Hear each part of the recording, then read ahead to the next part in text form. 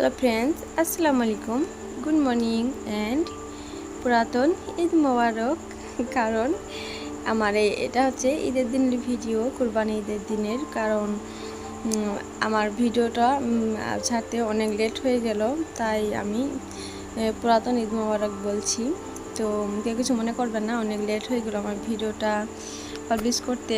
তো অসুস্থতার কারণেই আমি পারিনি রেডি করতে। তো আজকে রেডি করে আপনাদের সঙ্গে শেয়ার করছি কুরবানি ঈদের দিন সারাদিনটা আমি কিভাবে কাটিয়েছি, কিভাবে সারাদিনটা কেটেছে, কী কী খাওয়া দাওয়া করেছি, সেটাই আপনাদের সঙ্গে শেয়ার করছি। তো আপনারা দেখতে থাকুন, ভালো লাগলে অবশ্যই লাইক কমেন্ট শেয়ার করবেন এবং আপনাদের মূল্যবান মতামত জানাবেন। তো এই যে দেখছেন আমার মিষ্টি সোনা বাবাটা চা খাচ্ছে। তো উনি তো গোসল টোসল করে একদম রেডি। তো রাব্বু রেডি হচ্ছে। তো আমি বললাম আগে চাটা খেয়ে নাও, তারপর যাবা। তো নামাজের সময় হয়ে আসছে, ছেলে এবং বাপ ছেলে মিলে দুজনে যাবে নামাজে। তো বললাম চাটা খেয়ে নাও, নিয়ে তারপরে যাবা।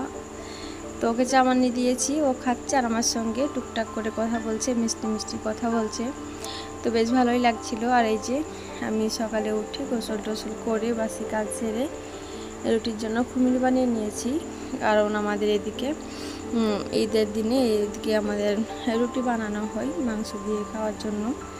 তো এই যে এখনও নামাজ হয়নি, এখনও গরু হালাল হয়নি, তার আগে আমি রুটি বানিয়ে ফেলছি। অনেক ভোরে ভোরে উঠেছি, ভোর বললেই চলে।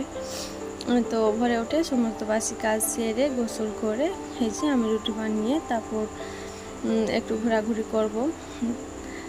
তো এই যে আমি রুটিগুলোকে বেলে সেঁকে নিচ্ছি।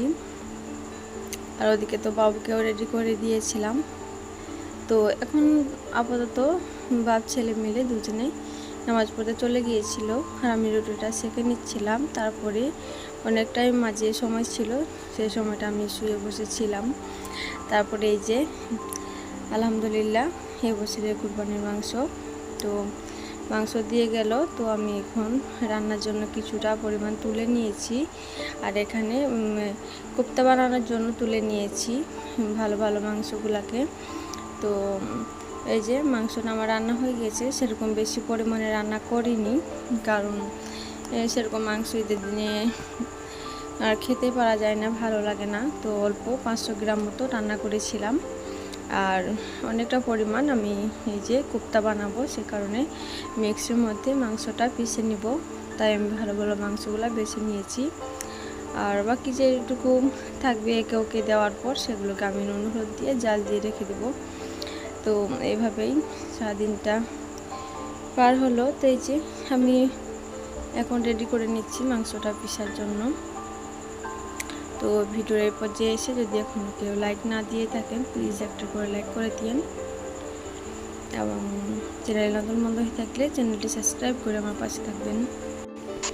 আর এই যে দেখুন এখানে আমার প্রাণ ভোমরাটা নিয়ে বসে পড়েছি, কারণ এই যে দিনকাল পড়েছে এই গরমে কোনো কাজ করা সম্ভব না, তাই আমার চাঁচির ফ্যানটা নিয়ে বসে পড়লাম।